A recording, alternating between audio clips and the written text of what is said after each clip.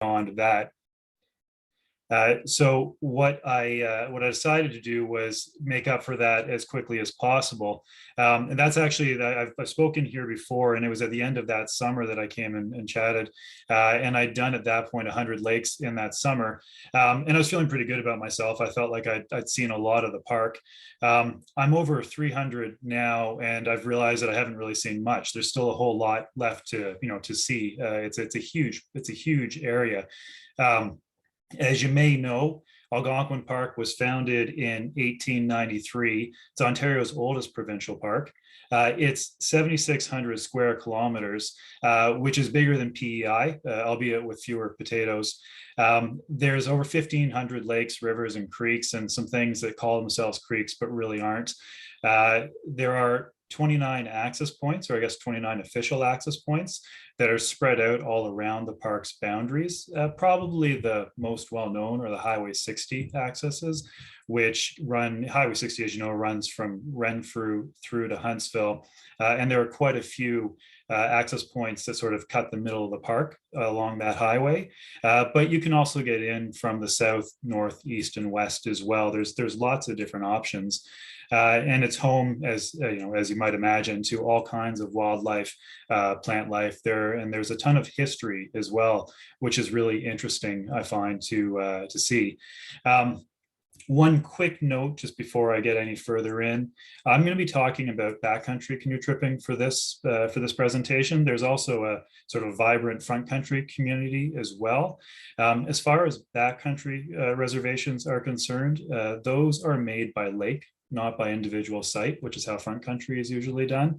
And it's a first come, first served basis. So essentially what you do is you book yourself the lake you want to stay on for the night, and then you hope you get there in time to get the campsite you want.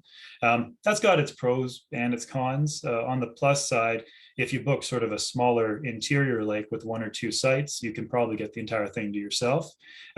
If you book Burn Island Lake on a holiday weekend, it's got 50 plus campsites, and it's a pretty big lake.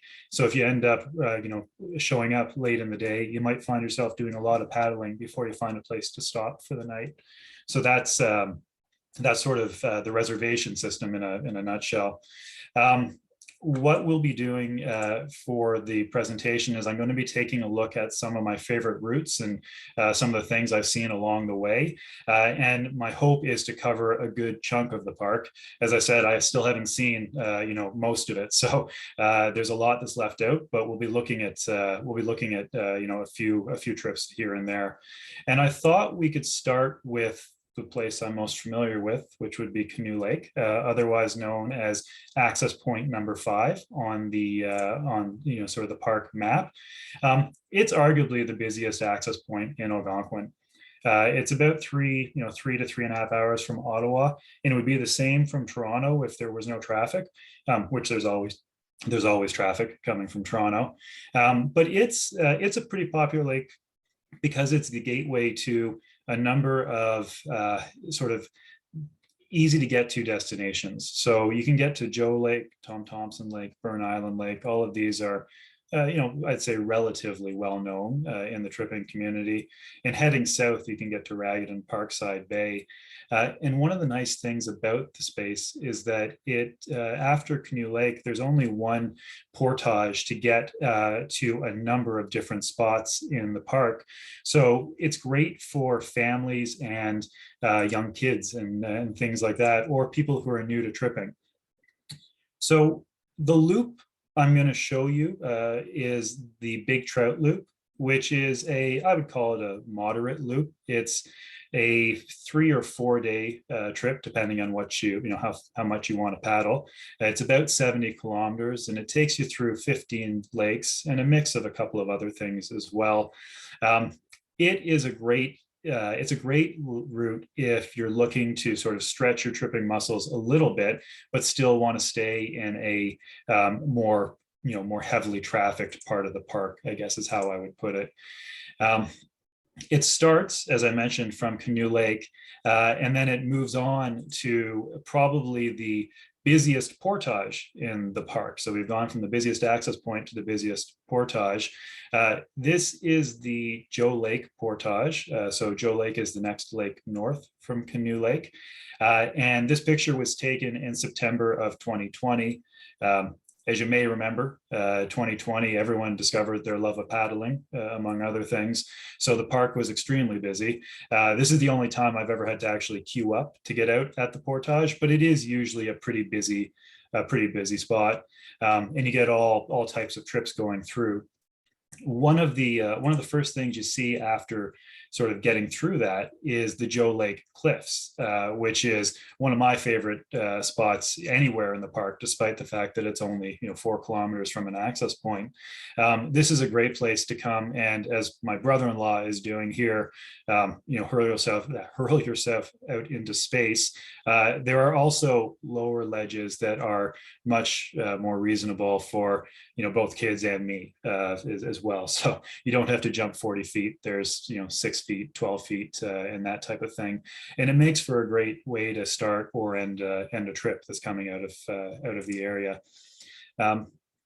One of the really nice things about this part of the park is that once you get over the Joe Lake portage, you're really just doing paddling for a while. You don't have to worry about portaging anymore, which means that if you're bringing along young kids, or if you've got a lot of deer, you're not looking at double or triple carrying to get across. This is the Little Ox Tongue River, which connects TP Lake, which is just north of Joe, to Little Doe Lake, which is the next lake north. And it's a really nice stretch. Again, pretty close to an access point. Typically, when I'm paddling through TP or the Little Ox Tongue, one out of every couple of times I can see a moose or something like that, which is a pretty nice bonus. As nice as that area is, my sort of favorite part along this stretch is Tom Thompson Lake, which is about 10 kilometers north of the access point. Probably takes 2 to 4 hours to get there, depending on your skill level. And one of the things that I really like about Tom Thompson is that, first of all, you have to cross one of the oldest beaver dams I've ever seen to get there. This thing has been there since I started paddling in the park, and I think it's been there for longer than that. And it's generally in different shapes of repair. Recently, it looks like somebody's sort of taken a battering around to it, but it's still there, and the beavers are nothing if not persistent. I'm sure it'll be there long after I'm done paddling.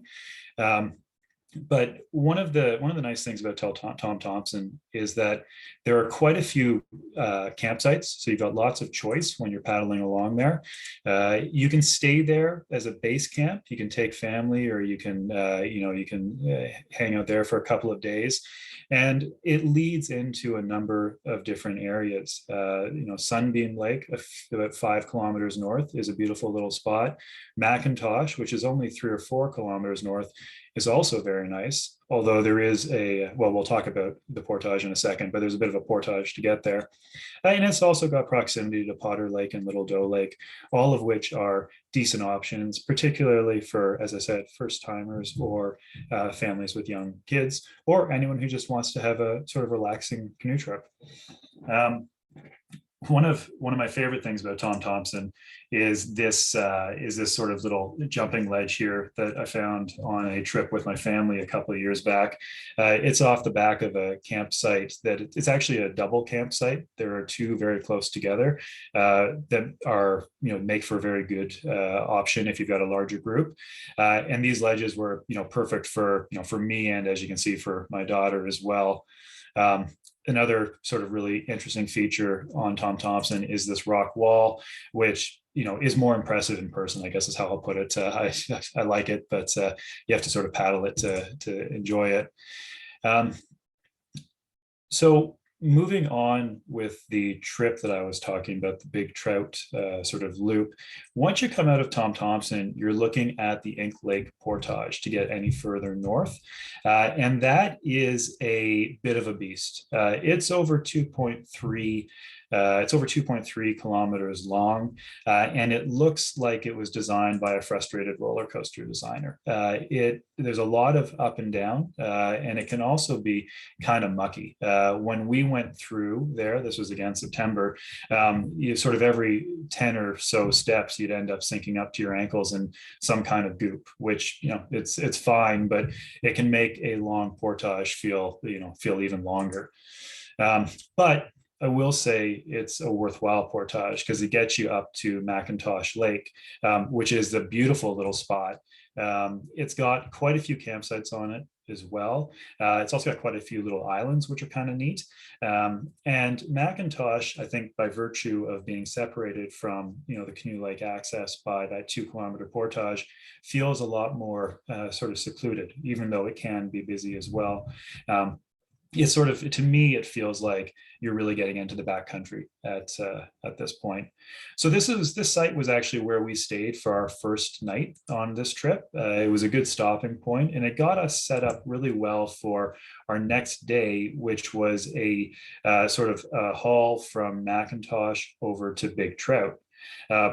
One thing you might notice looking at this map is that you don't have much portaging to do on this day. There's a 500 meter and a 700 meter portage to start things off. And then it's an awful lot of paddling, which usually I would be pretty happy about. Paddling is better than portaging, in my opinion. This is just McIntosh Creek here. The problem we ran into on this particular trip was that, it was this beaver dam, actually. So you can see here, my friends were, they sort of made the right decision. They got out of the canoe and they pushed it over the dam. My buddy and I decided that we were going to get over it just by force of our paddling, which didn't work out.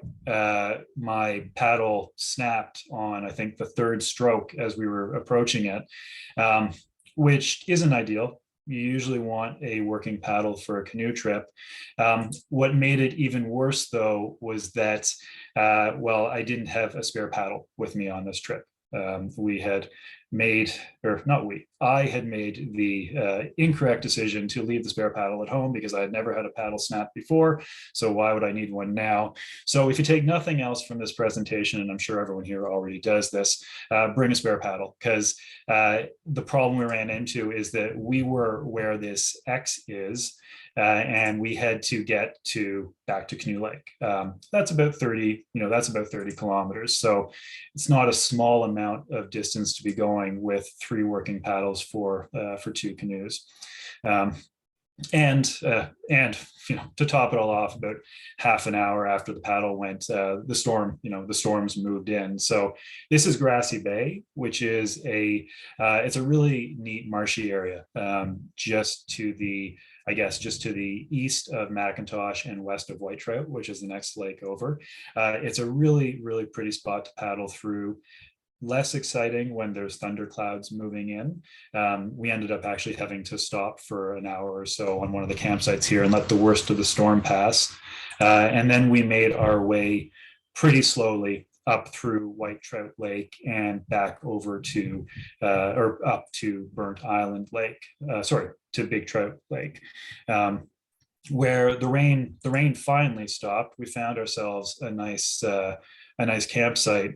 And I also dropped my inReach communicator into about 30 feet of water.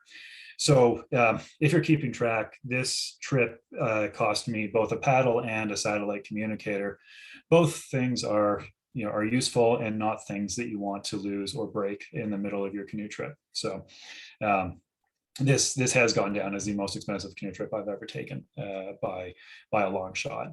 But this was night 2. We had another night and a couple of days of paddling left, so we pressed on.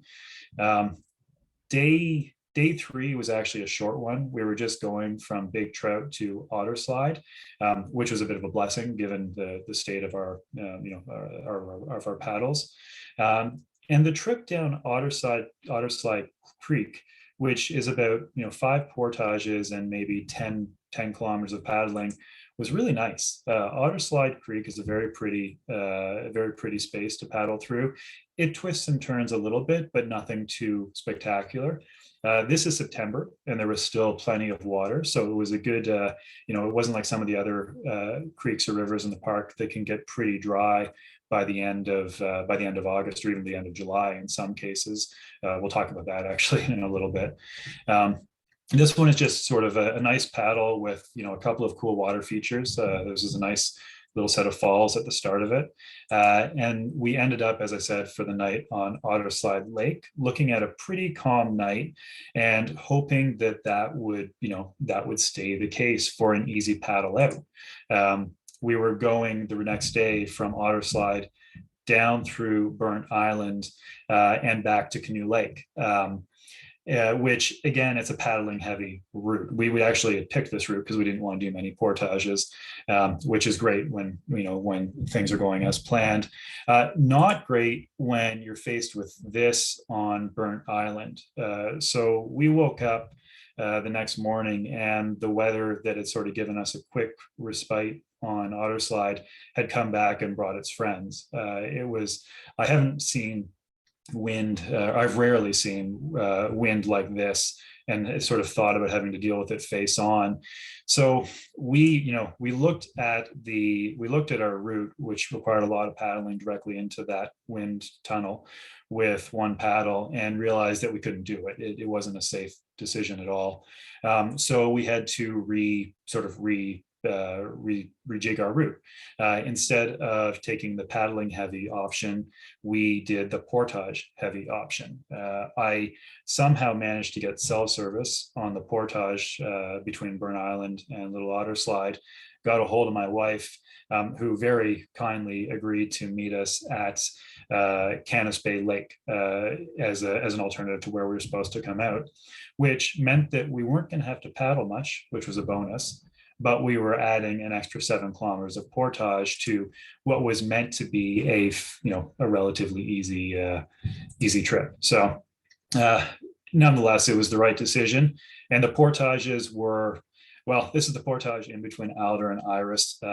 It was long. It was a little bit mucky. This is what Iris Lake looks like in the wind and the rain. You can see that the wind's a lot better here, and that's because the lakes along this stretch are smaller. So there was a bit more protection, which was nice.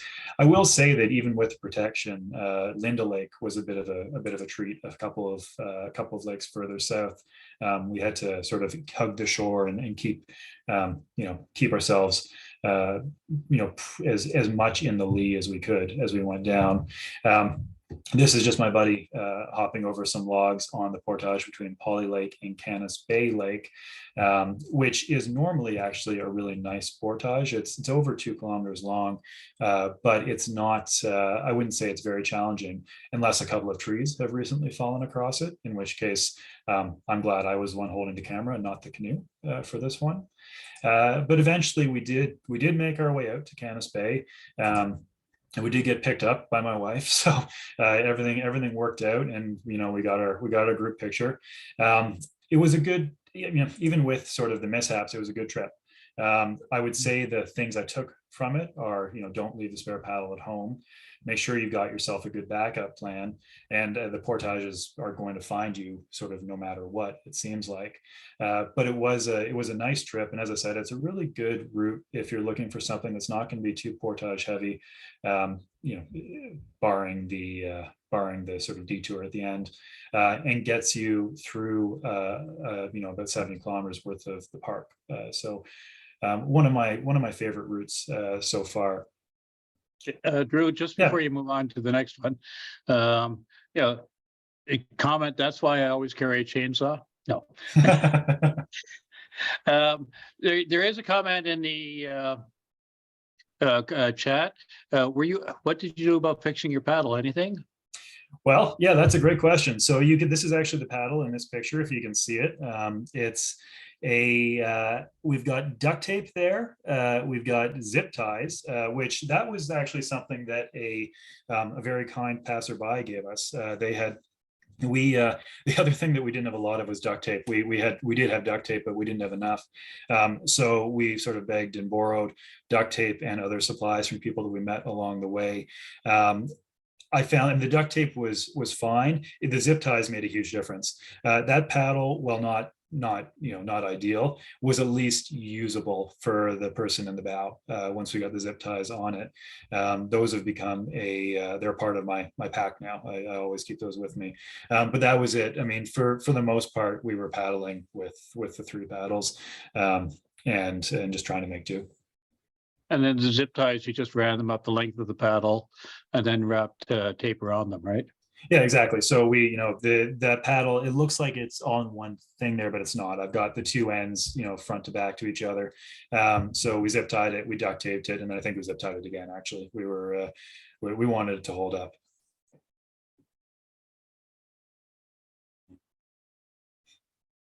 Okay. So that's everything from the chat. Okay, great. So we'll move on then to the next route that I want to look at, which is just east along Highway 60. We'll take care of the Highway 60 routes before we move on. And this one is out of the Rock Lake access point, which is access point number 9 on the map. So a little bit closer to us here in Ottawa. It's probably about a 3-hour drive, maybe, well, I say 3.5 here, so somewhere in between 3 and 3.5. It goes south of Highway 60, whereas a lot of the routes tend to head north, and it gives you access to some popular lakes, including one of my personal favorites, which would be Lake Louisa, and Penn Lake as well is quite nice. And as you can see from this picture, it was a bit of a windy, wet trip this time around, but it was still a nice route. Our route, if you're interested, took us down to Penn Lake. Our first night was on Penn Lake, just across from a portage over to Welcome Lake. This was a 3-day trip. Our second night was on Lake Louisa, and we got there by way of sort of a dipsy doodle along the Gallipo River and a couple of the sort of smaller lakes in that area. And then the third day was just back out along Louisa and Rock. So a shorter trip, but a really nice, again, sort of moderate difficulty route, I would call it. There's a couple of longer portages, but none of them are too challenging. One of the coolest features on this trip is actually one of the first things you come across, and that is this rock sort of face on Rock Lake, which is called Pictou Bay. And the reason it's so interesting is because you can find ancient pictographs there. If you look really closely, you can see that one there, the red, sort of the red blotch in the middle there. And there are a few of those along the rock face. So it's a really neat spot to sort of paddle back and forth and just see what you can find. And it's really, really interesting to think about how long ago these paintings were made. From Rock Lake, you head down to Penn Lake by way of a very short portage. It's only 300 meters, so again, not too challenging to start the trip. But it's also got a couple of neat features on it. Penn Falls, which runs along the river between Penn and Rock, is very pretty, not really depending at any time of year. This picture was taken in October, and it was still nice, albeit not much water flowing through. And then there's also a spring that you can find along the portage that I've been told is a great tasting water. I haven't actually tried it myself.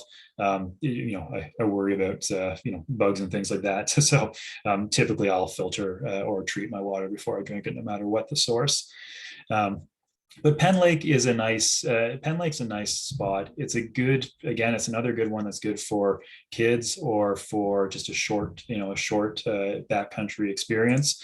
We ended up on a campsite across from the portage, as I said, and it was as you can see here, it was a wet night. It rained pretty much nonstop, with one notable exception when we got the sun to sort of peek through the clouds there for about 5 minutes before it went away again until, well, it feels like until we left. But it was that was a nice part of the night. But the good news is we were able to perfect our tarp structure. So we had lots of time to think about and get that tarp set up just right over the campfire. So we were able to have a fire without being soaked out. Day two was just a sort of as I said, a trip across from Penn to Louisa, which looks portage light, but it's got a couple of really long portages on it. There's a 2K plus between Penn and Welcome, and a 1.7 between Florence and Louisa Lake. The Welcome one was a bit of a challenge, if I recall correctly. The Florence to Louisa is actually just a sort of a straight shot. It almost looks like it used to be a road. What I would say was the bigger challenge on this stretch was the sort of the state of the water level. This is where the Gallipo River enters into Penn Lake. You have to paddle down this a little bit to get to Gallipo River and then get across to Welcome. But we weren't doing a lot of paddling. We ended up dragging the canoe for most of it. So you end up, it's not a portage, but it is a bit of a hike. But you can eventually get through it. The Gallipo River is a bit more of the same once you get over the sort of the shorter portage, and then you get across to Welcome Lake, which has got just a gorgeous wide beach at the portage, at the end of the portage. So you get there and you can take a bit of a break after what was a bit of a carry.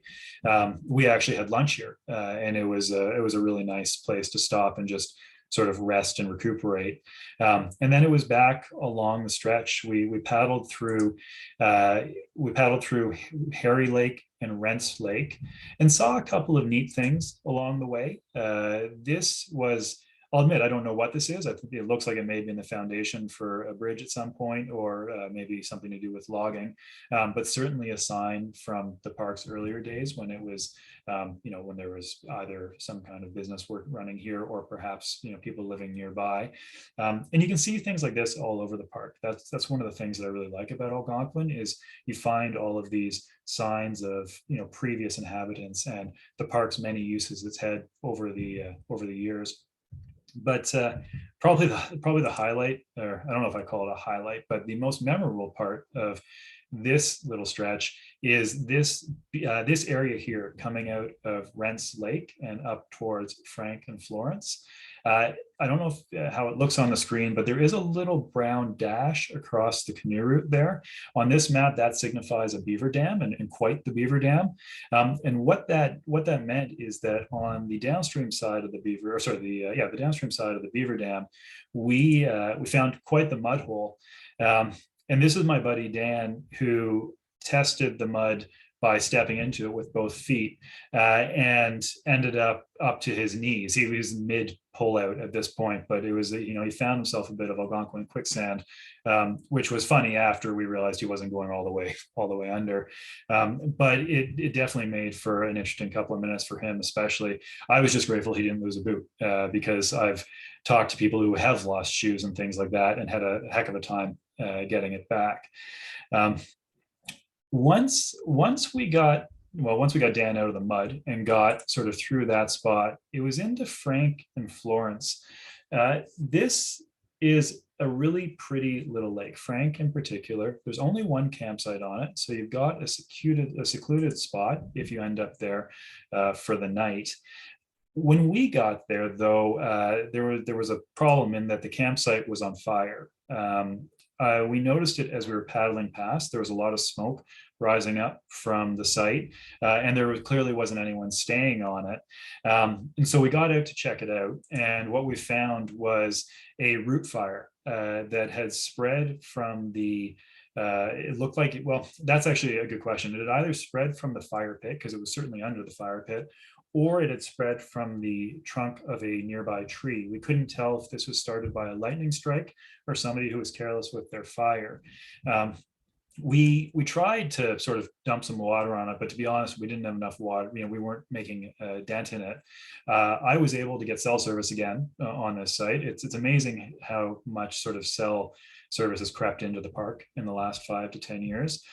So I got through to 911, and they told us that they took note of it and told us to leave the site, because one thing they said that you have to be worried about is that root fires like this can spread underground. And so even though you think you're stepping or walking on solid ground, you might be walking on charcoal, and you can go through at any time. So we took that advice and moved on.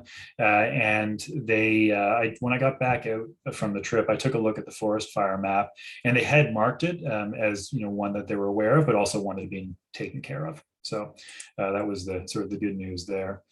And then we were on Lake Louisa for the night. Lake Louisa is one of my sort of top 5 favorite lakes in the park. It's a beautiful big lake with a lot to sort of see and do. We ended up on this campsite in the western end, which I've said top 5 lake for Louisa. This is one of my top 5 campsites as well. It's a great spot at the end of a point. It's got beautiful views. Good swimming, lots of space for your tents, and it is the only place on this loop where the sun came out. So all of that is pretty good. So I was happy about that. Sorry, just one moment here. And so that was where we spent sort of night 2 of that trip. Following that, we had to get out and head to Rock Lake. And really the only thing in between us and Rock was this 3-kilometer portage between Louisa and Rock, which looks daunting, but it's not that bad. It's flat, it's mostly clear, and I will say that Louisa is worth the carry. So I would suggest that it's a worthwhile endeavor to do that portage. And then that was it. We finished off. The sun came out as we were pulling up to the access point, which is, I guess, how it goes. It was the end of another nice 3-day trip. Probably the one thing I would take away from this trip, aside from the fact that you want to watch out for mud monsters, is to make sure your fire is out, because that was a pretty interesting find. I see there's a question in the chat. I'll just take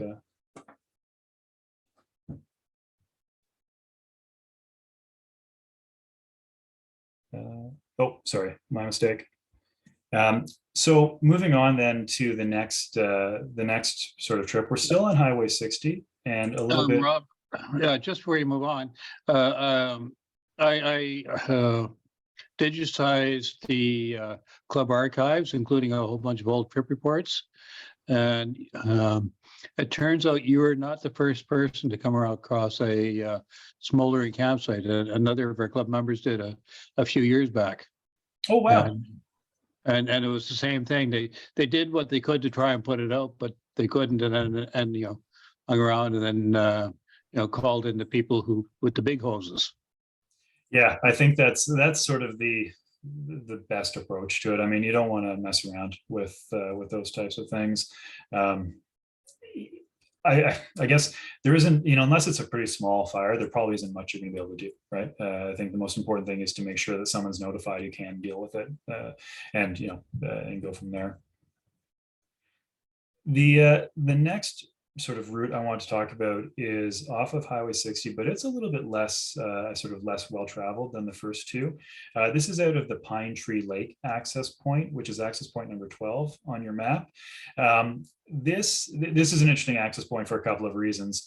There's no sign at the access point, so unless you know what you're looking for, you don't know you're getting there. It's sort of hidden from I don't know, Pine Tree Lake doesn't want you to find it, but as a result, it gives you some really lower traffic lakes without going very far from the highway. The other I guess unique aspect about Pine Tree is that you don't start on Pine Tree Lake. You start 2 kilometers away, which makes for I guess a good leg workout to start your trip. It's mostly downhill getting from Pine Tree to from the parking lot to Pine Tree, which is great because it makes for an easy start. But I will tell you, it makes for a tough end to the trip when you're going uphill for 2 kilometers. but it's worthwhile. The sort of area in around Pine Tree is quite pretty. It's got sort of a number of medium-sized lakes that have sort of nice rocky features, and they're not very crowded. So it's well worthwhile. Our route took us down through Pine Tree out to Gallieri, which is another access point, then back to Rock Lake, up to Fork, and then eventually back out through Pine Tree. So interestingly enough, this was a route that took us through three access points, and we were never really more than 10 kilometers away from an access point on any given at any given moment, which I guess gives you a measure of confidence. And also, interestingly enough, it wasn't very busy, so you got to you weren't very far away from civilization, but it felt like you were, which was quite nice. I really liked Pine Tree Lake. As I said, it's rocky. It's sort of laid out a bit like an ink blot. You end up paddling sort of along a couple of twists and narrows to get to your campsite.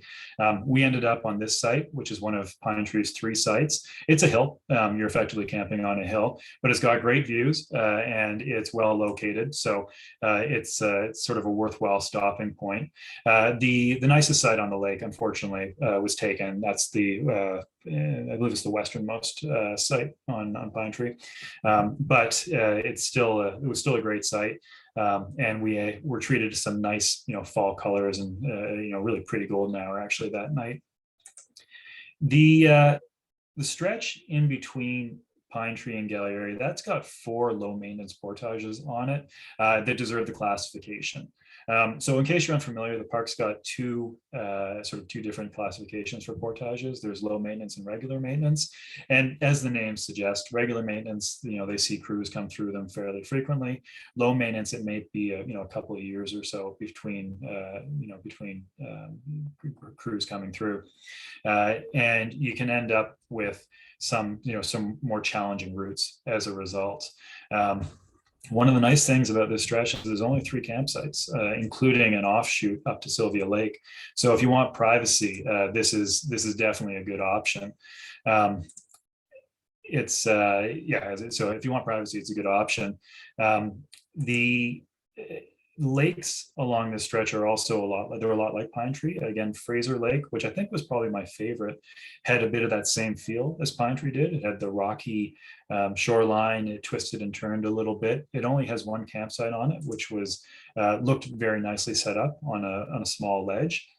This is David Thompson Lake, which was notable to me, maybe not so much for the put-in, which was this catwalk, but for this massive beaver dam at the other end of the lake. Some beaver had gotten pretty ambitious and done it. So that was pretty cool. I will say the last portage down into Mud Bay on Gallieri was a bit of a treat. There were a lot of blowdowns on it. That was probably the toughest carry, I think, on the trip. But it takes you out onto Gallieri, which is a massive lake.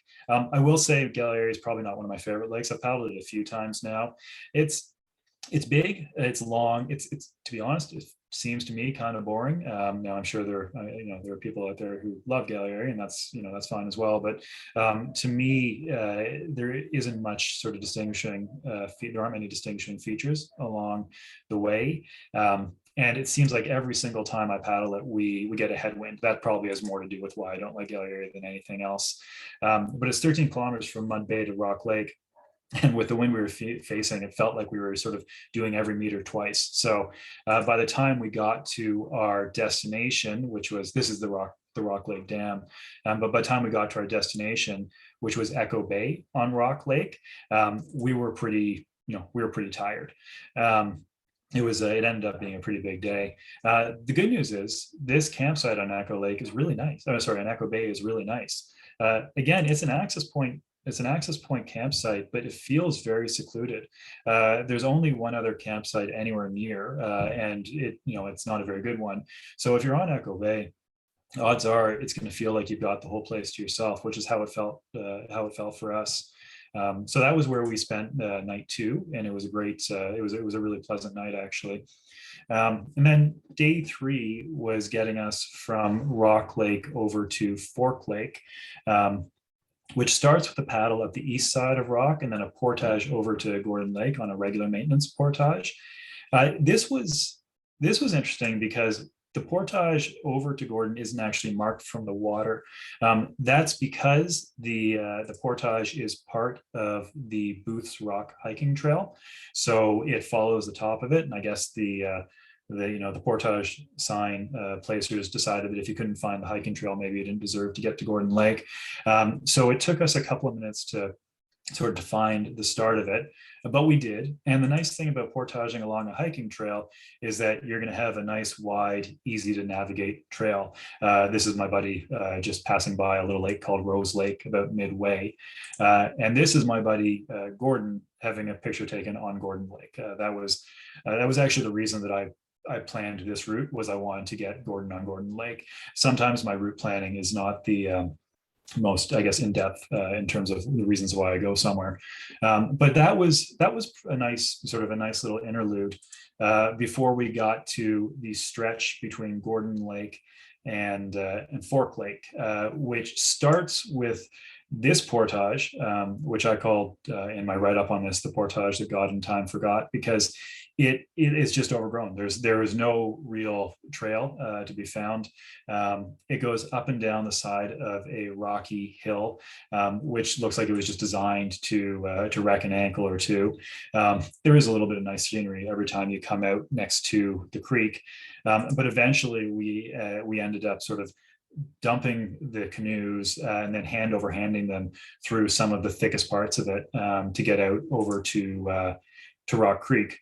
I'll say one thing I'll say for Rock Creek is that it starts out very nice. It's wide, it looks good, and then about 2/3 of the way up, it earns its name.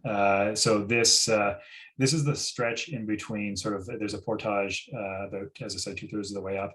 Between that portage and Jean Lake, we spend an awful lot of time just carrying the canoes across these little rock gardens. Again, this was a September trip, so you would expect water levels to be low. But I've spoken with people who've done the route in spring who have sort of commented that Rock Creek maybe isn't the best from a water level standpoint. But again, it was worthwhile. You're going to hear me say that a lot, because I find that the positives in the park vastly outweigh the negatives. We ended up on Fork Lake on the island site in the center of your screen there, and this is a little gem. This site in particular is gorgeous. We're only 5 kilometers, or 4 or 5 kilometers from Highway 60, to the north, as that arrow shows. But it feels like you're in the back of beyond. The site on the island's got lots of living space. It's got great views. You're very likely going to have the lake to yourself if you're staying on Fork Lake. And it's a great spot to just sort of relax. And here we were just reliving sort of the trip so far. The only thing I will say about this particular site was I heard highway noise sort of midnight, middle of the night on this one, which you don't normally expect to hear. But otherwise it felt very secluded. And that took us to the final day, which was just it was a gorgeous morning, actually. We were going from Fork to Pine Tree, so not a very long route, but a couple of longer portages to get there.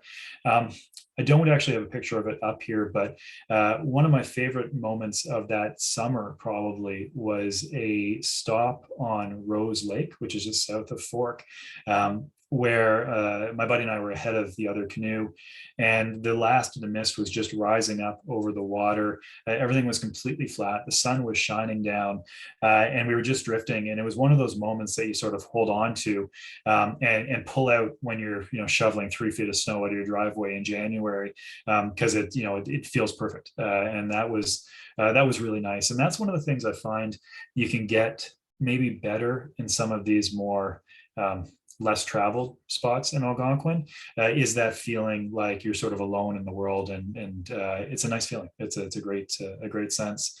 And that was it for this trip. We took what I call my 70s folk rock album cover group picture at the end of it, just to memorialize it.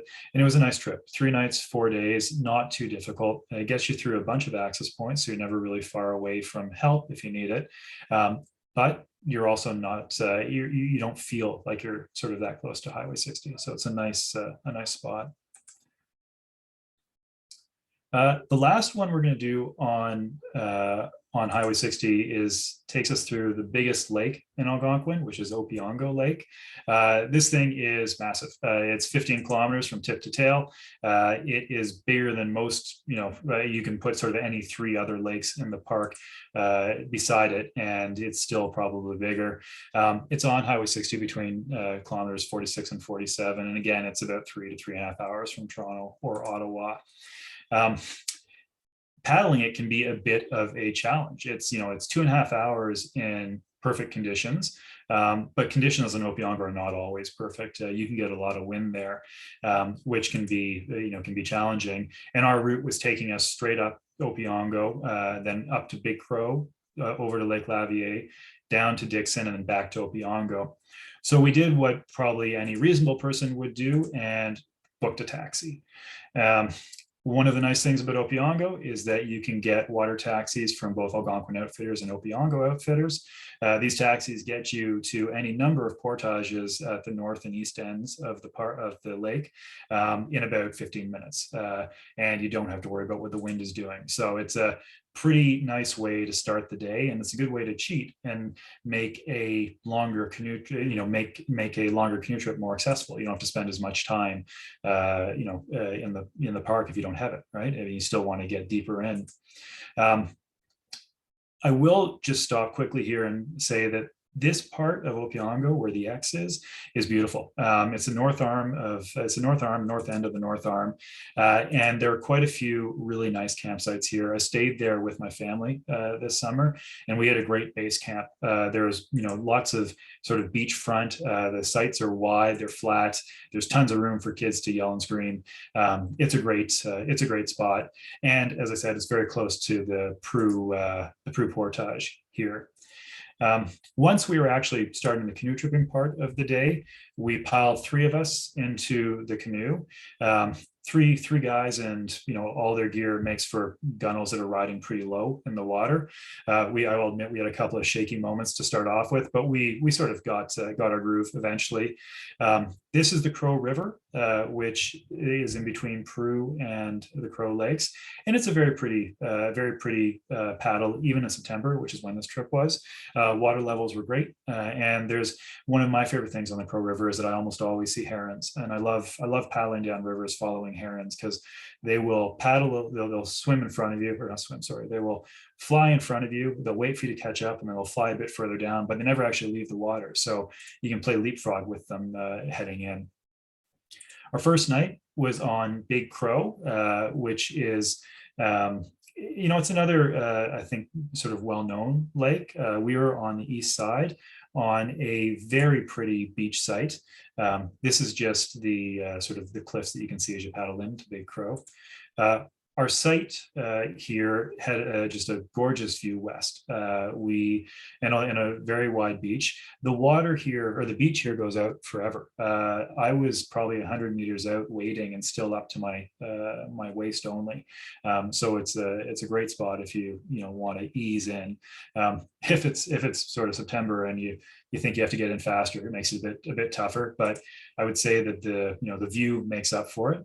We had a gorgeous sunset that night, and an absolutely beautiful, sort of starry sky as well.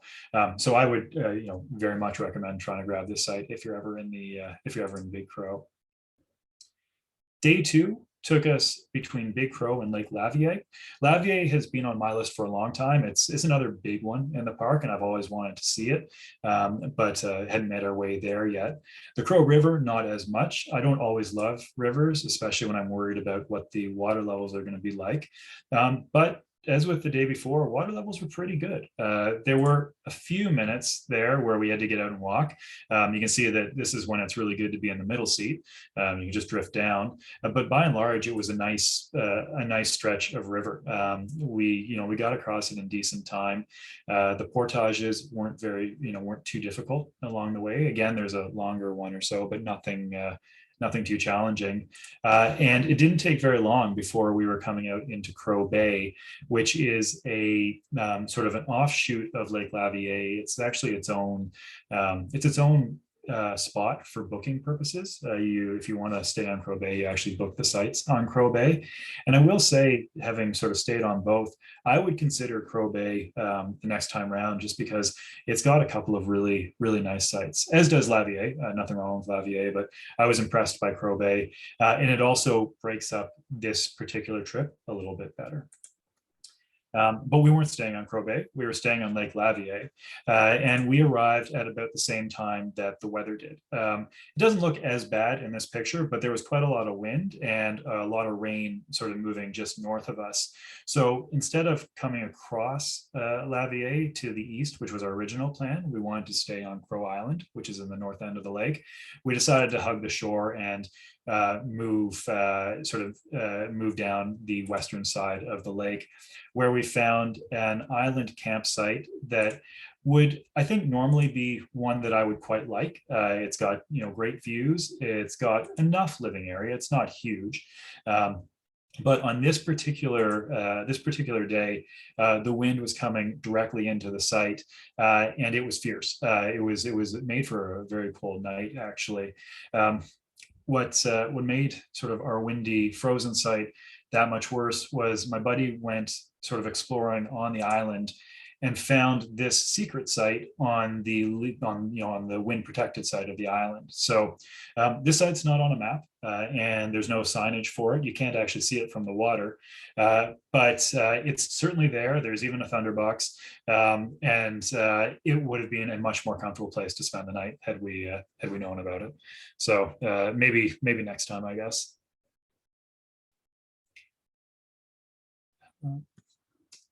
So sorry, just one moment here.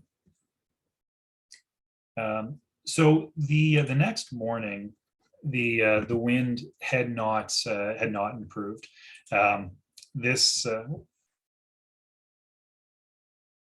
Sorry, we're having a little technical difficulty. 1 second.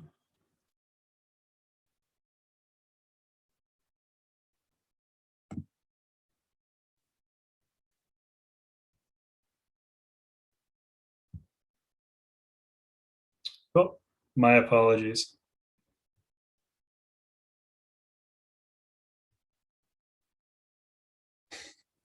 This is going to make people dizzy. 1 sec. Okay. So the next morning, the wind had not improved at all. This is the three of us looking out at what we were about to paddle through, and it wasn't ideal. This was footage from my GoPro as we made our way across.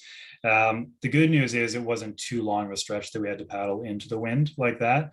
Once we were sort of across what's called Thompson Bay, we were able to enter a much more protected spot.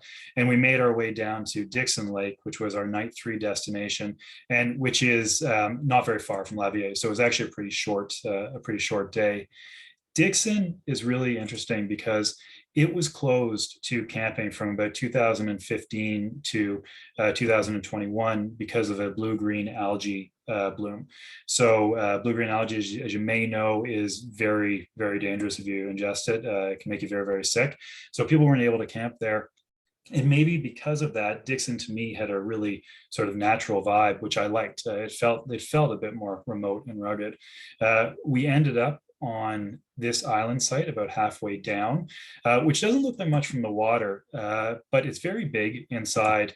And it had some of the most spectacular views I've seen in the park. We got probably one of my favorite sunsets ever. There's a little tip at the end of it that you can stand on that gives you, great views to the west. So that was a pretty special night. And then it the next day, so our last day ends with the longest portage in the park, which is the Bonfield-Dixon Park, or I guess the Dixon-Bonfield, depending on which way you're going. That's 5.4 kilometers long. And if you're canoe karting it, it's actually 9. But it's a bit daunting when you're looking at it on the map. The good news is it's actually, it's not that bad. I mean, I guess is what I'm going to say.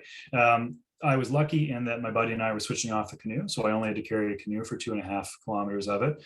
But the portage itself, it's well maintained, it's in good shape. There is some up and down, but nothing too strenuous. And the views along the way are quite pretty. This was a really nice waterfall that we found. This is an old battery, which I thought was interesting because you can find sort of what most people would probably call garbage, but I'm going to call relics, everywhere in the park, and particularly in this area. And then probably my favorite feature was this bench at about the 3/4 mark, which was a great place to put the canoe down and just sort of rest for a couple of minutes. But eventually we made it over to Bonfield Lake. This is my buddy putting the canoe in. And from there, it's a really short trip back out to Opeongo's East Arm, where you come out in sort of a clutch of 5 campsites that all look very similar. In fact, they look a bit like that North Arm stretch that I was talking about earlier. But they do have this cool monument to a surveyor named James Dixon, who I would imagine is who Dixon Lake is named for. They also had a burned out campsite. This was from a forest fire that had happened. It must have been sometime that summer, but it had sort of swept through and done a number on this particular campsite. And that was sort of it for the trip. We took the water taxi, off as well. I really enjoyed this route. It's one I've been looking forward to for a long time, and it gave us some really great scenery. It gave us some big water, which I always like paddling, and some great campsites as well. So it's well worth the trip. I'll just say that water taxis are a great option as well. So that, excuse me, Drew, how much does it cost for a water taxi ride? That's a good question. So it was $30 per person. So not, for a group of 3 guys, about $105 with everything added in. Okay. And then there's a question in chat. As good a time as any to tell us about that hanging tent.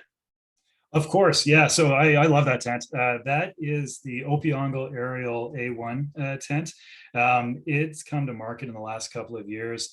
It's a cross between a hammock and an actual tent. So I've always been interested in the idea of a hammock tent, but I never wanted to sleep in one because I've always been interested in keeping my back as well. And the thought of sleeping in a hammock, worries me. But this thing lies flat, so it's got these spreader bars that keep it in a flat area. You strap it between 2 trees, and I got to say, it's the most comfortable sleep I've had in a tent. You don't feel like you're sleeping in a tent. You feel like you're sleeping on a bed. If you put a thermarest in there, it's great. I really like it. I've always been a little bit worried about what would happen to it in a big windstorm, but I've dealt with some decent weather in the park, and it's been great. I love that thing. And then another comment in there. It looks like you're traveling very light, only 1 pack per person with all your gear. Yeah, that's right. So typically we'll get everything into 1 pack. We sort of all prefer to single carry on portages, so we try to make it as light as possible. I've done trips where I've double carried sort of the entire route, and for me it just adds a lot of time, and it sort of adds some aggravation. So we will typically pack a bit lighter. So no watermelons. No, only a couple of watermelons per trip. We do what we can. Yeah, that's it for the chat. Okay, that's great. How am I for time? We've got about half an hour. Is that right, or am I running out of time?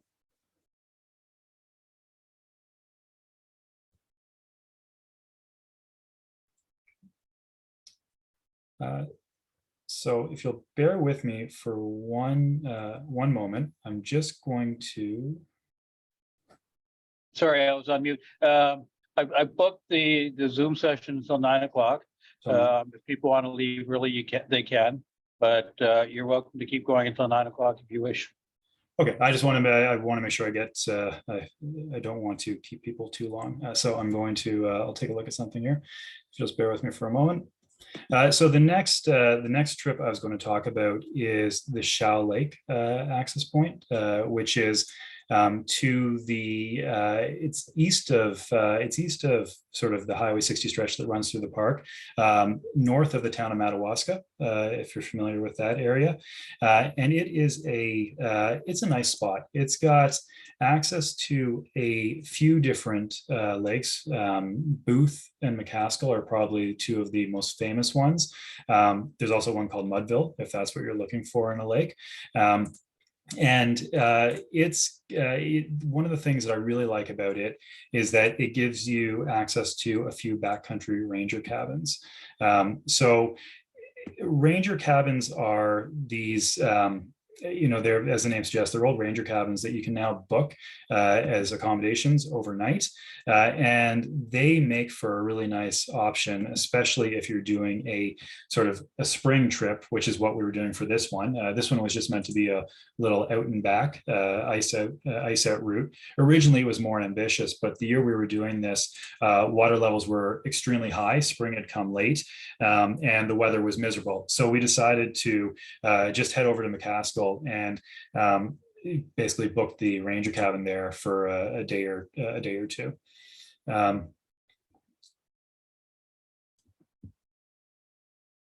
This just gives you an idea of what water levels were like. So this campsite, the water line would normally be, below where all that vegetation is. So they were quite high. This is just one of the views along the way. Ryan Lake, which is a pretty popular lake in the area. There's many campsites. It was actually closed to camping for a while because of blue-green algae as well. So that's been an issue in the park, and I think unfortunately it probably will continue to be one over the next little while. The only other notable thing here was the Shrouded Dove portage, which was flooded out along the way. So we got about halfway through this 2-kilometer portage and discovered that we got to paddle for part of the portage. And we could also stop and build a snowman if we felt like it. So this was early spring. Our first night, we didn't have the cabin, so we stayed on an island site on McCaskill, which was actually a really nice site. You can see there's a lot of pine needles on the ground. That bed of pine needles, it seemed to be sort of an inch thick. It felt like I was sleeping on a mattress that night. It was really, really comfortable. I would have happily stayed there if not for the weather that sort of moved in the next day. This is the sunset from the night previous, which was pleasant, and that was the last time we saw any hint of the sun on that trip. The next morning dawned pretty gray, and you can see sort of the rain hitting the water there. And as we packed up, it got worse. The wind picked up, the rain got harder. Fortunately, we weren't going very far, just to the ranger cabin down on the south side of McCaskill, which is which was a sort of a godsend. This is what it looks like on the approach. And this is sort of the what it looks like a little bit closer up. All these pictures are taken with my GoPro, and you can see that there's a lot of water on the lens. That gives you an idea of how wet it was. But the nice thing about the ranger cabins is that there are a few of them in the park. There's 14 around for rent in the park. 8 are in the backcountry. The rest are on nearby access points. And they all come with a stove and a roof, which was really key for this trip. I will say there's an exception to that stove in that the one on Wenda Lake in the park's east side does not have a stove. I think that's been done to stop people from winter camping there. But this is what it looks like inside. Most of them will be pretty similar. A couple of bunk beds, a fireplace to keep you warm, and if you're us, some board games to stave off the boredom, because once we were in that cabin, we weren't going anywhere else. Our day was basically playing games and drying out wood to burn it. The next day, we were meant to be there for a couple of days, But the next morning, I got a message from my wife that they were expecting snow over the sort of next 24 hours. And we made the decision that maybe it was time to move, to move on and move out. The problem we ran into is that the weather was miserable. We didn't want to sort of paddle any part of what we were looking at, so we had to look at other options. And the only other option we had was portaging out along the access road, which was a 9 kilometer carry.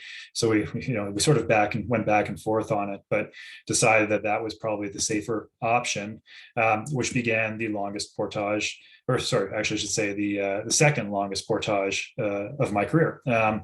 It was at least a very clear portage. It felt a bit like we were walking through the Scottish Highlands, but it wasn't the most fun I've ever had on a canoe trip. You can see my buddy here wasn't thrilled, and this picture here gives you an idea of that's the amount of rain that was on the lens, and that's how happy we look about what's going on. But again, I think it probably was the right decision in the end. It got us back to Crotch Lake by way of a couple of sort of smaller lakes. And it saved us from having to really paddle the worst of it. By the time we got out, things had calmed down considerably. So the reason I highlight this trip really is just to talk about the ranger cabins, because they're such a nice, neat little option to be able to stay on.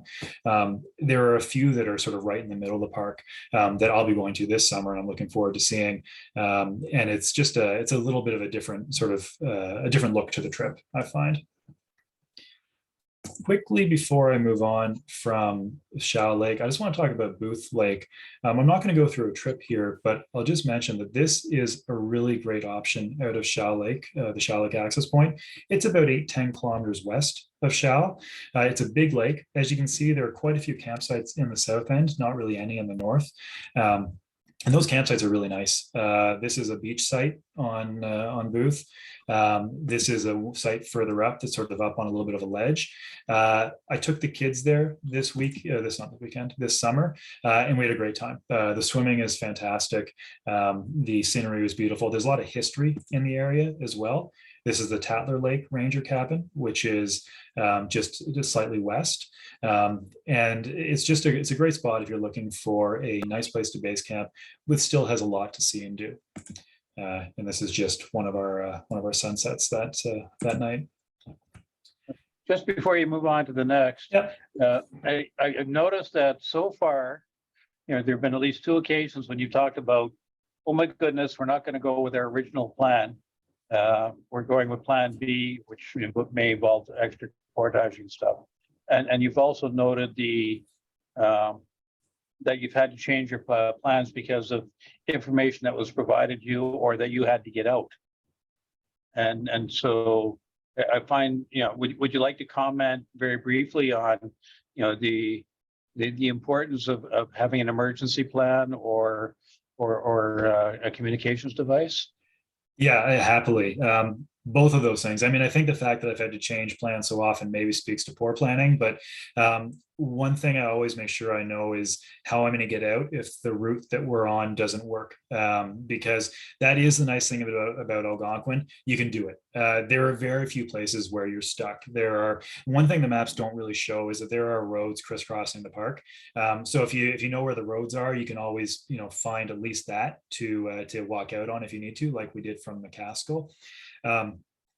The inReach communicator is probably the single most important piece of gear I've bought, aside from the paddle and the canoe.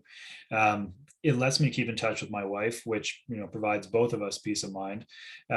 It also means that I'm not cut off from information like that snowstorm coming. Or another example, when that storm ripped through over Victoria Day last year, the park, actually, at least the part of the park I was in the park at that time. We didn't get hit. I was swimming and it was beautiful where we were. But as you know, it was terrible around here. And both my wife and my buddy's wife were justifiably concerned, but we were able to get in touch with them, or they actually got in touch with us to see if we were okay. And we were able to let them know that everything was fine. So from that perspective, it's really nice. And just having that safety net is really, really valuable, I find. It's you know, the time we lost the communicator on big trout, I didn't realize how much that sort of brought peace of mind until we didn't have it for the rest of the trip. Thank you for that. Yeah, not a problem. So I'm going to move out east for the next one.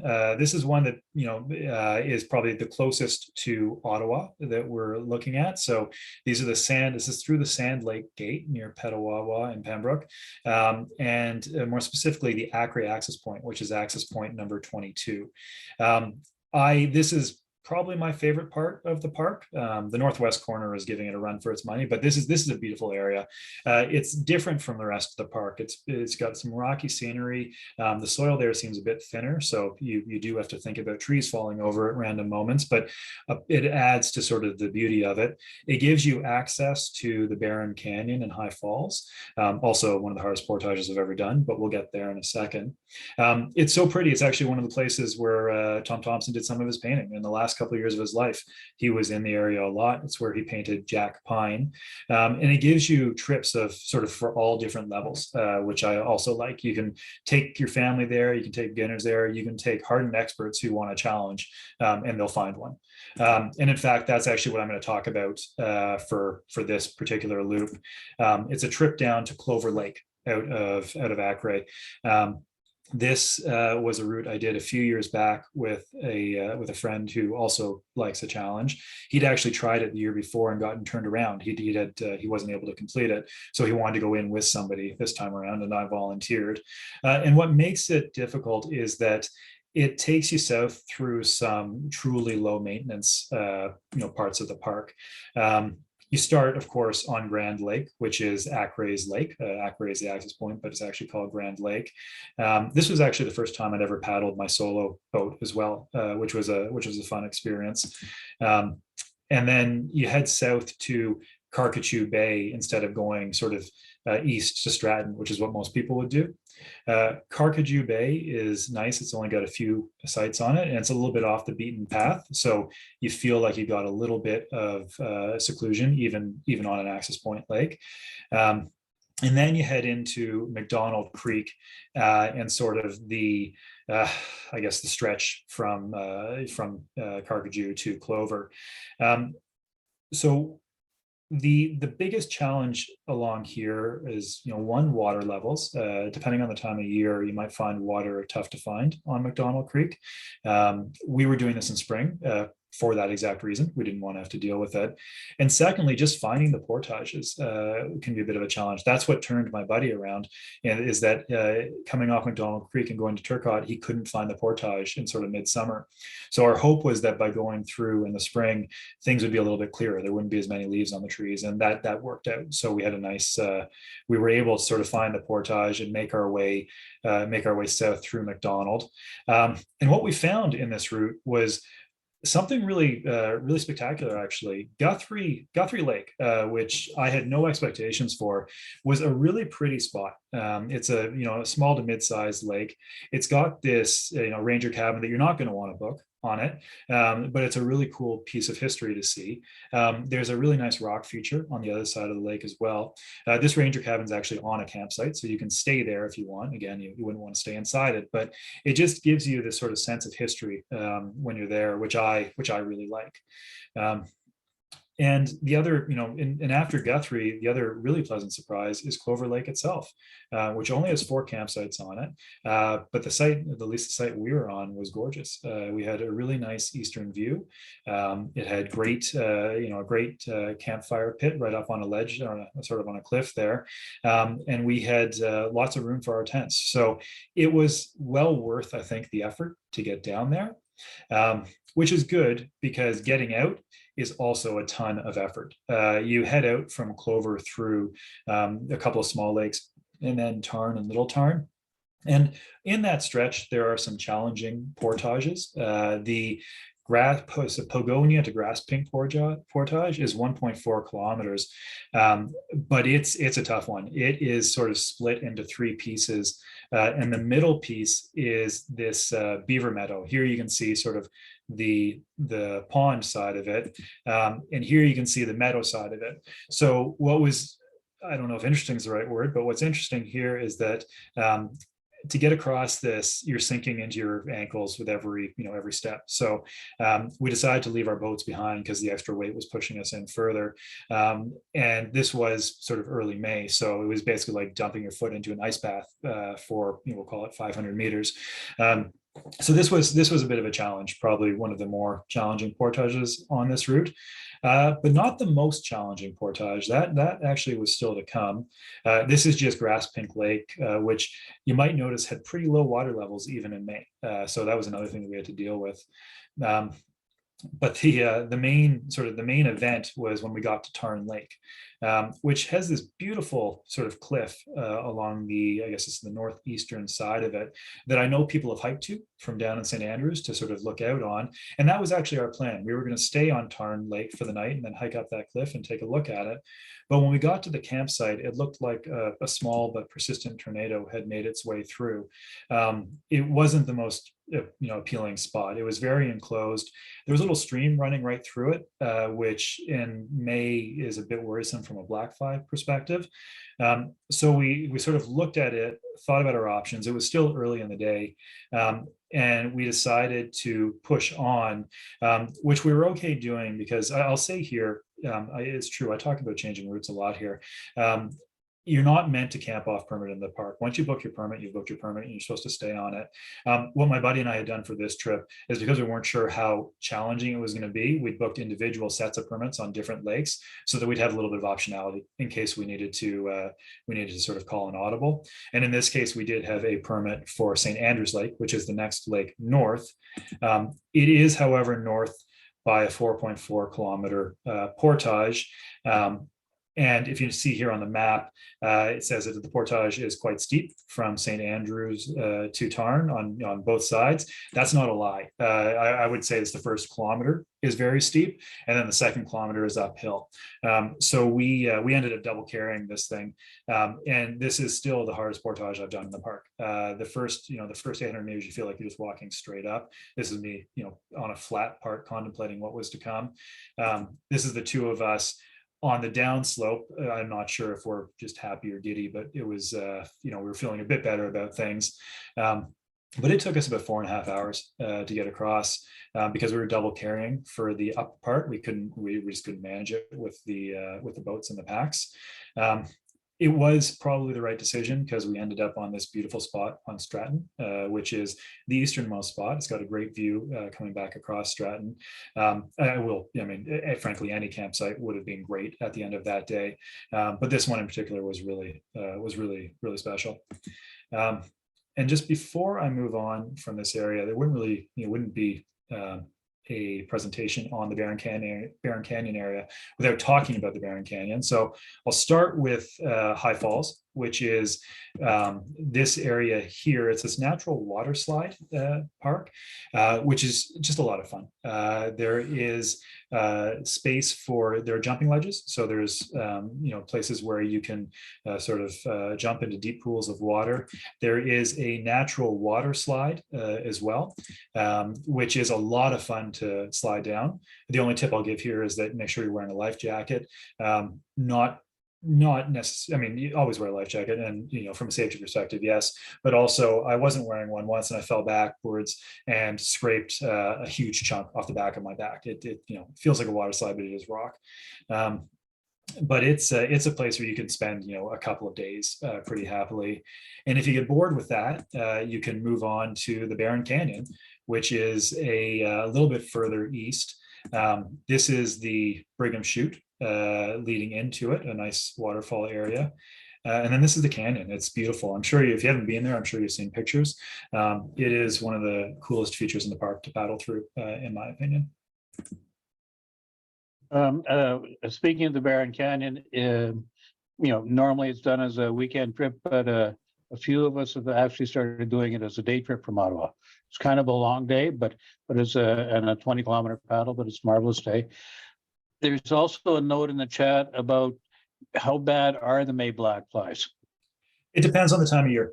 So early May, which is when we were there, they're usually manageable if they're out. By mid to late May, I sort of use the long weekend as my demarcation there. They can get challenging, and then by June they're horrendous. It's actually that leads into the next trip, so we'll look at that in a second.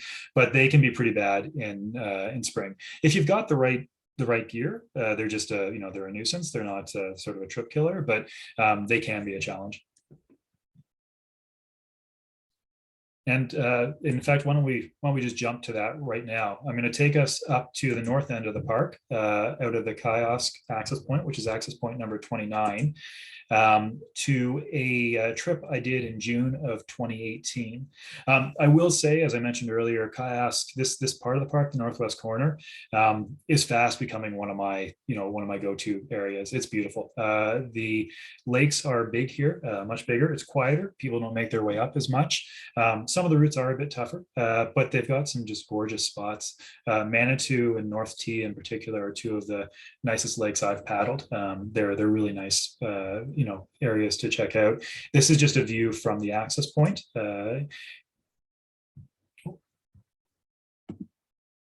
Sorry. This particular trip was it was meant to be, this was actually my first time out of Kiosk back in 2018. And it was meant to be a 3-night trip that would take us sort of on a nice wide loop, hitting sort of a number of highlights, down to Mouse Lake and across to Maple, then through 3 Mile over to Manitou and back to Kiosk. I'll spoil it a little bit. That's not what happened. As I mentioned, this is my first June trip. The weather was beautiful. It was actually quite warm out, which was nice. The air was pretty still as well. This is Kayashkakwi Lake. This is sort of where Kiosk is. You might notice there's a rail bridge across the top there. The Canadian Northern Railway line ran across that for a long time. And that doesn't do that anymore, but you can see parts of that berm all the way through the park, which is pretty cool. Our way down that day took us through Little Mink and Mink Lakes, which are nice enough, but the real destination was Club Lake and Mouse Lake. We were going to staying on Mouse Lake, and I was looking forward to getting to Club Lake because Club Lake's got some historic factors to it. It was the home to the Ritchie Brothers lumber mill, and there are still ruins standing in the park. This is an old lumber building that was there, and this is a fender. This here is a fender that we found. And it's a neat sort of callback to some of the earlier things happening in the park.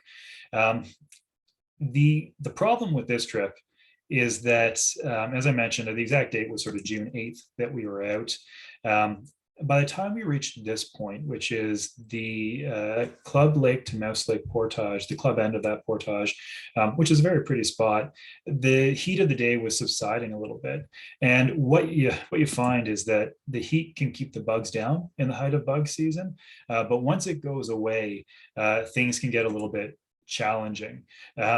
We camped on Mouse Lake on this really, really nice site. You can see my buddy there in the picture, and I don't know if he can make it out, but he's wearing a full bug jacket, long pants and everything.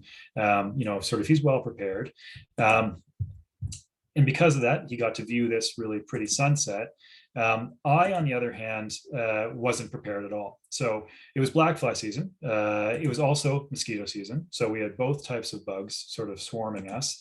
The canoe trip, as I mentioned, was in June, and all of the bugs were out that day. Everything. There was, we were being swarmed from sort of the moment we landed on the Mouse Lake campsite. And in preparation for that swarming, this is what I was wearing. So just this bug net over my head. Basically what I was wearing was shorts, a long shirt. So a long shirt's good. A bug net, the headpiece that basically just trapped the bugs against my face. What I did not have any of were long pants, bug spray, a bug tent, a thermocell or something like that. I didn't have really anything to prepare for it. And all I had was this small sort of one-man tent, which I had to retreat to at about 7 o'clock to get away from them. So it was horrendous. And the next day wasn't any better, unfortunately. We were going from the plan was to go from Mouse to Maple by way of Mink Creek. And Mink Creek was, it made the day before feel like a pleasant bug-free afternoon. The bugs were horrendous. We were paddling in the water and paddling through the bugs. By the time we got to Big Thunder Lake, we realized that we were done. That we weren't able to. The thought of sort of spending another night just walking back and forth trying to swat the bugs away was not appealing at all. So we cut and ran. This is probably the most disappointing trip, one of the most disappointing trips I've done, I guess I should say. We ended up going out by way of Maple Creek. I will say that Arablez is a very pretty lake to paddle. We didn't do much appreciating of it. You can see that my buddy here is in the middle of the lake and still wearing his bug gear because they were still on us. This was, I think, the only bug-free moment we got the entire way back. We had a little bit of lunch coming out of Maple Lake, but the net result was that we were back on kiosk and just absolutely hammered. This is what my legs looked like. That's not chickenpox. This is what my face looks like. So I'm not going to make you look at this for very long because it's horrible.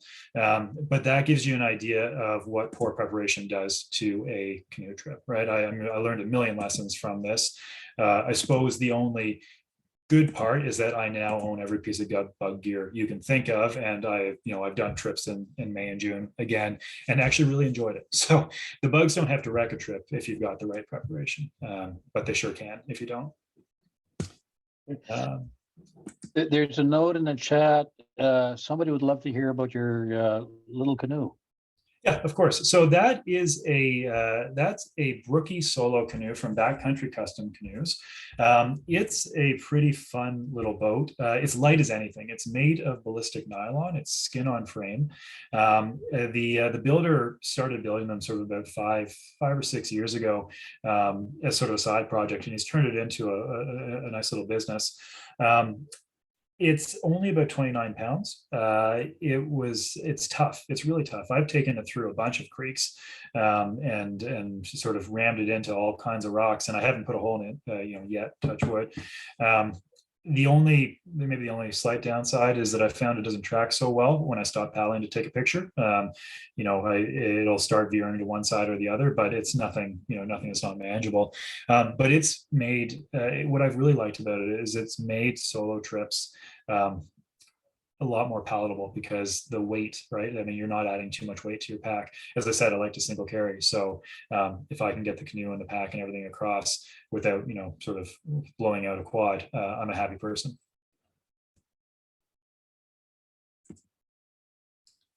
So this trip, I almost don't want to talk about because it was a bit of a disappointment as well. But I think it's actually really it covers a very nice part of the park, and I think it's pretty instructive as well. This was actually just this past summer.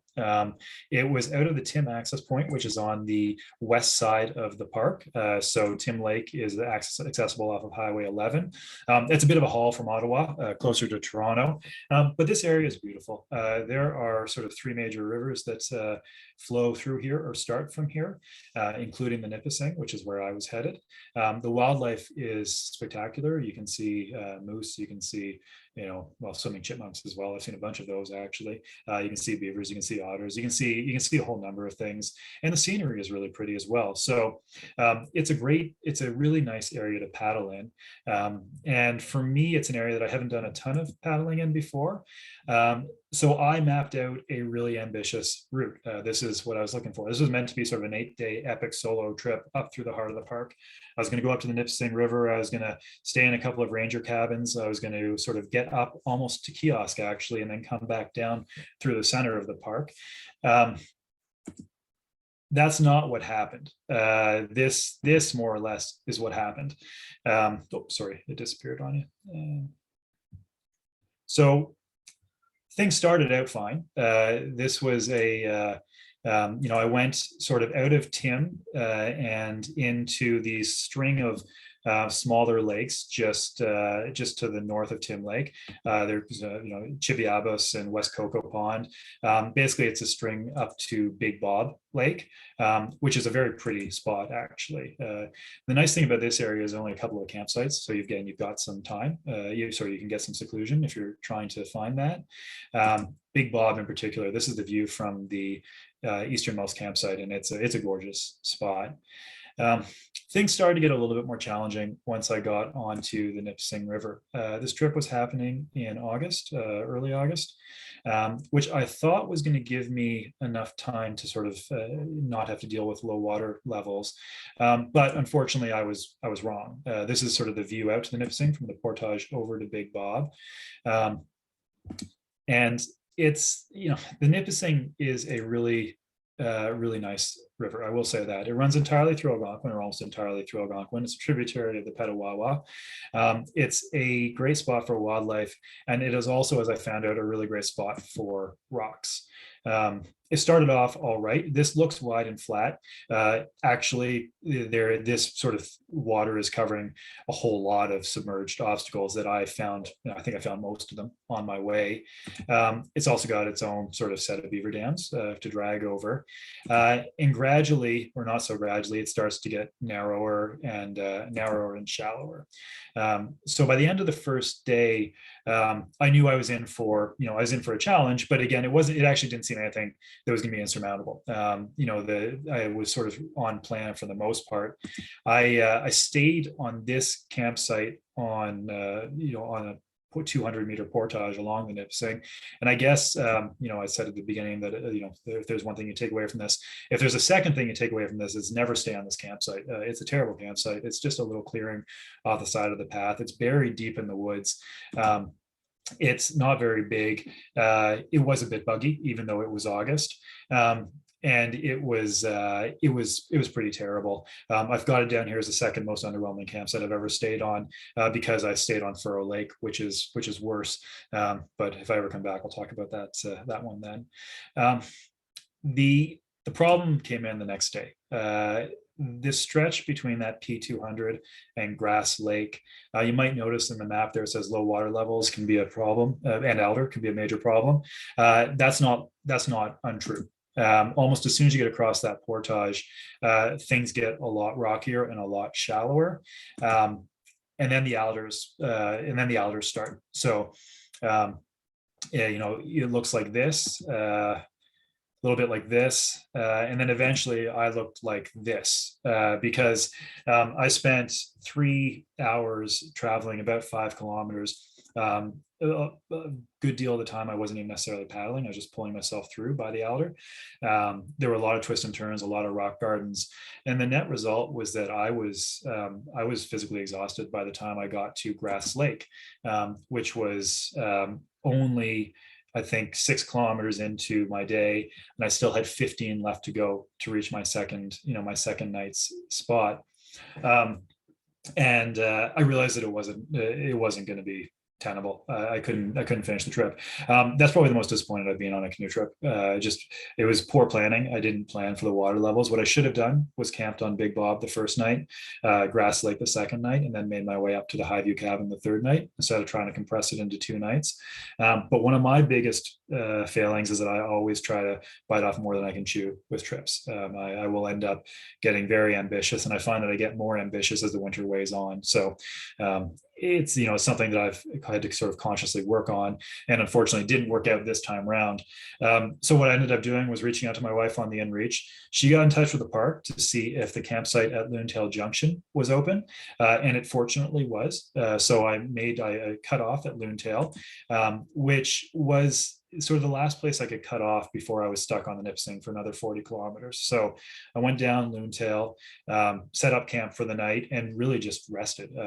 One thing I hadn't mentioned is that the night before I had a pretty bad sleep. I didn't get much sleep at all.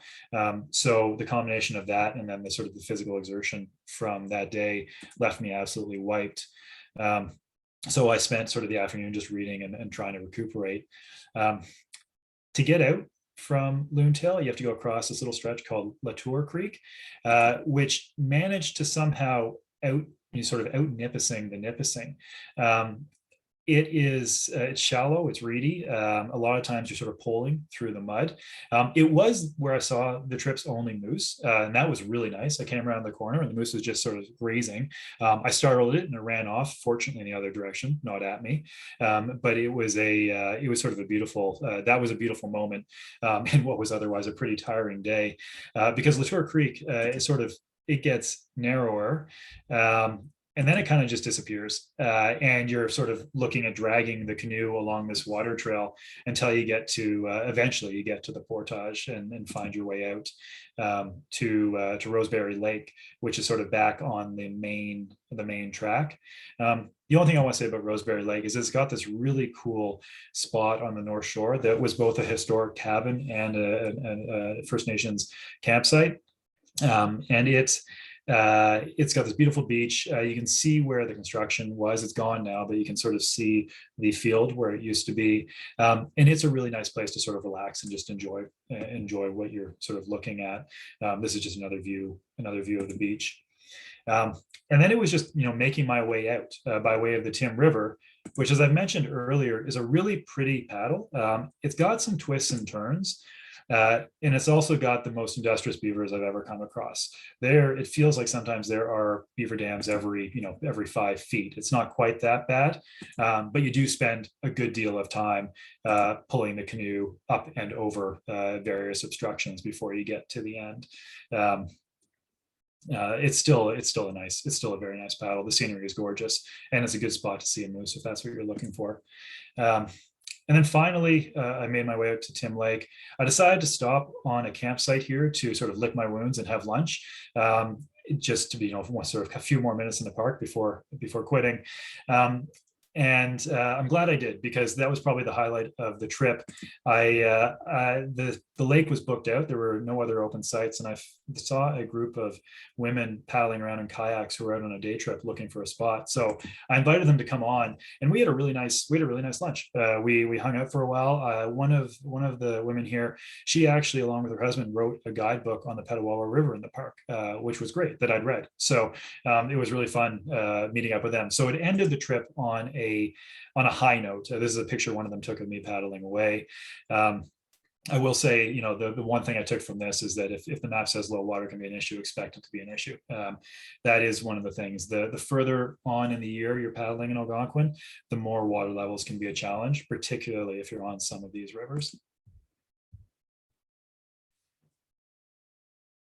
And I've got one more if we've got time. We have time. Okay, great. So this is probably the most important lesson I've ever picked up out of the park.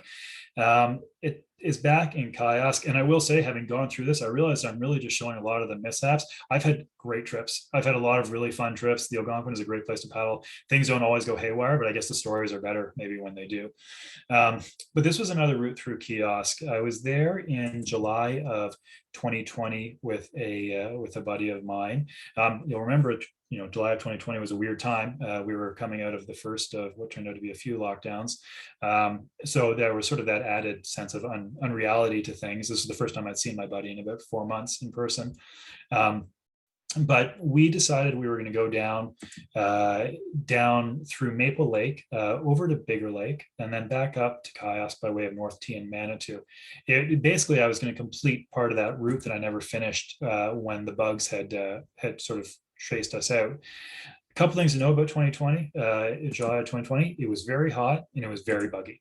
The route we were taking on had 66 kilometers and about 20 plus portages. It was, I wouldn't say ambitious. It was actually, I think, a very reasonable trip plan, but the weather made it very challenging. And we'll get to that in a minute. This is just what the route looks like. We started off in Maple Creek, and I will say I don't normally love creeks all that much, but Maple Creek's a really nice paddle. It flows downhill from Maple Lake, which means that you're going uphill coming from Kiosk, and there are a few portages. This is just a picture of our canoe seat snapped at the very beginning, but we had the tools and supplies to fix it, which was great.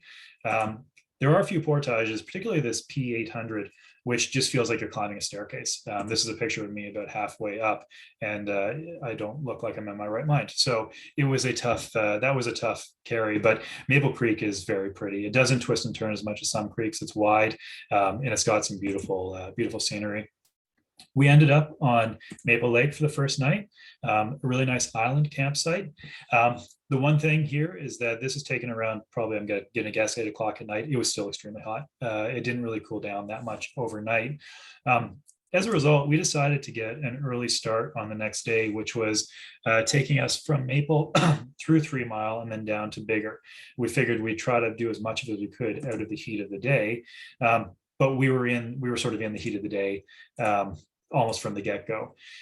This is just a picture of the takeout on Maple Lake.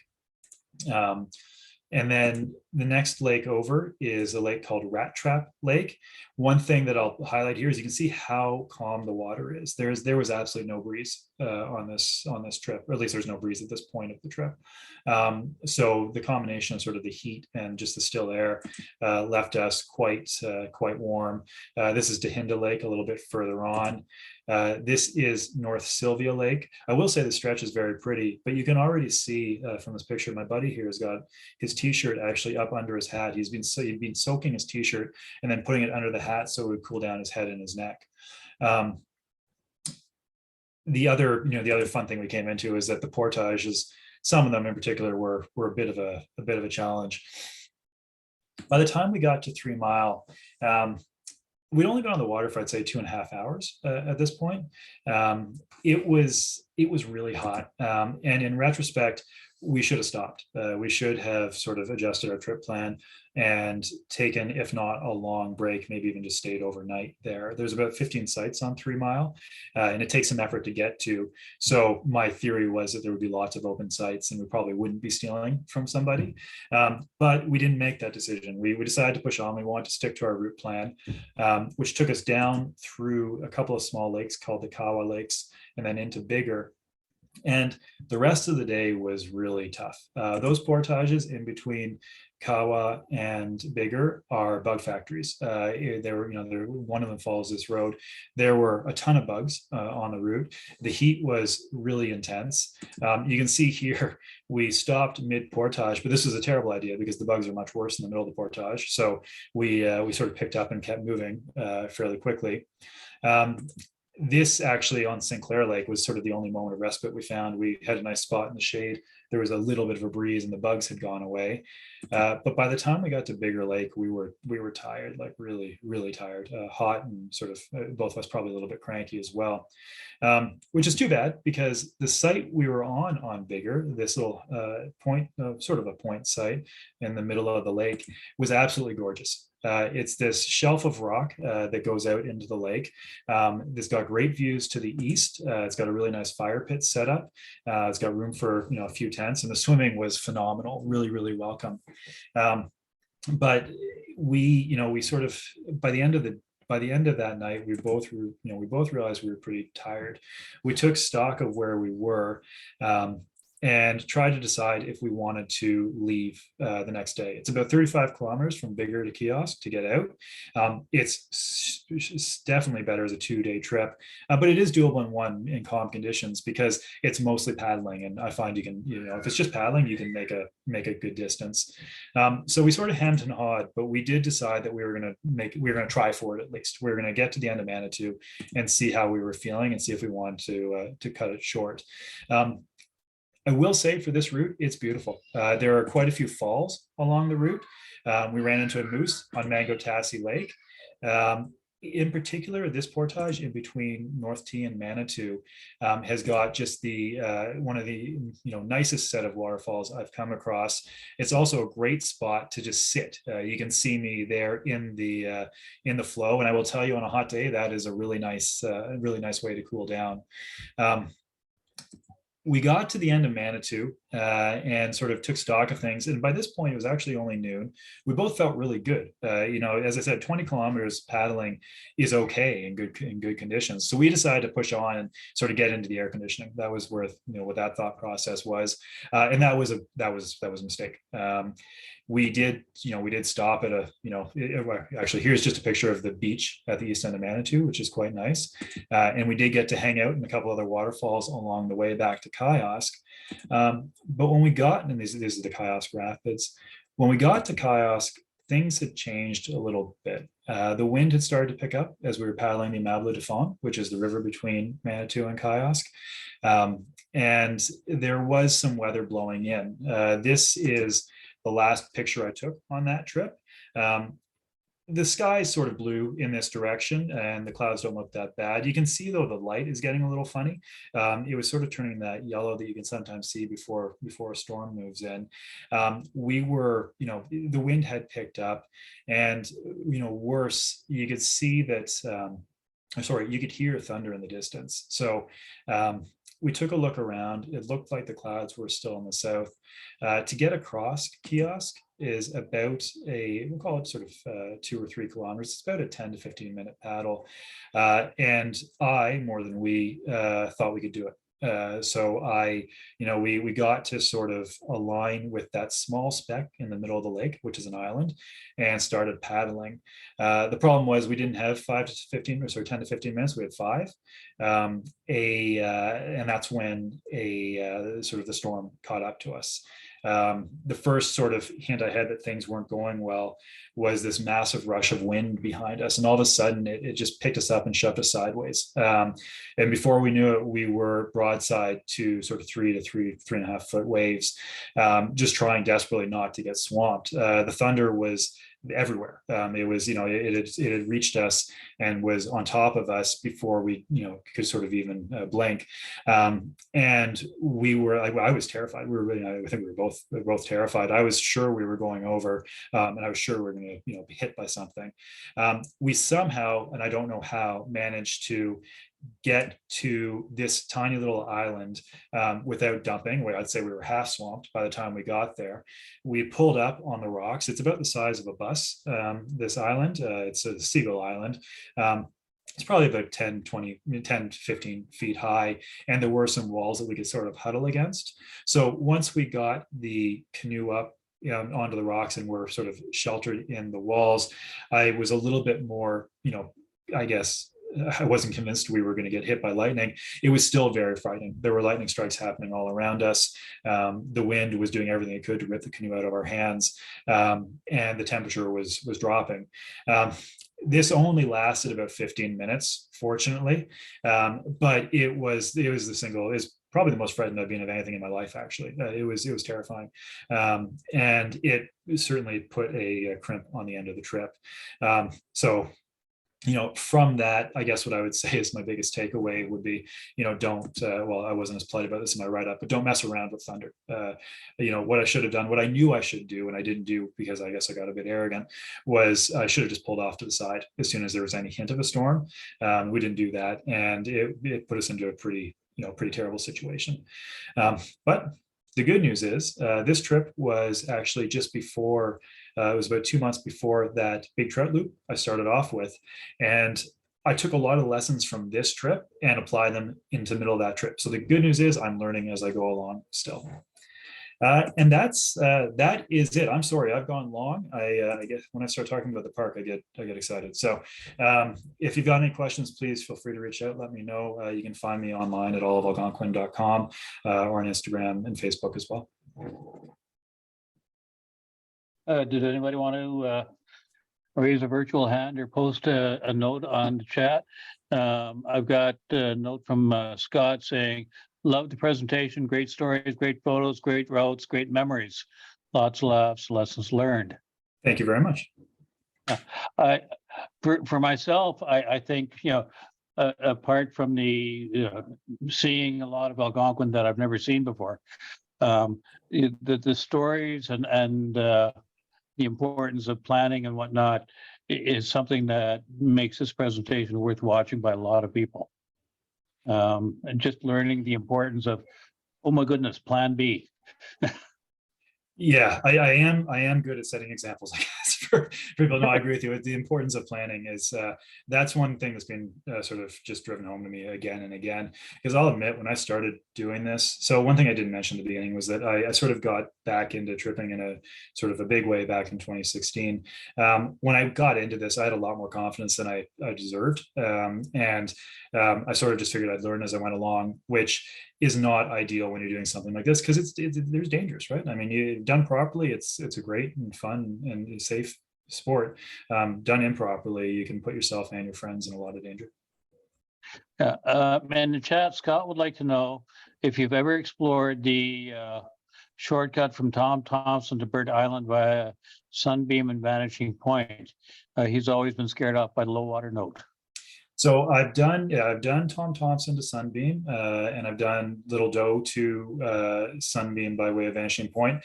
In fact, I did a day trip up to Sunbeam once that took me through both of those. So I started on Canoe Lake, through Tom Thompson, then up to Sunbeam, then back down by way of Vanishing Pond, and then across to the Baby Joe and Little Joe and back in. That was really stupid. That was my second trip of 2016. It was 35 kilometers. I brought with me for food, I think it was a power bar and an apple, because again, I wasn't planning back then. So I was, the Vanishing Pond part of it was actually quite nice. The sort of the hunger, the hunger by Little Joe was less so.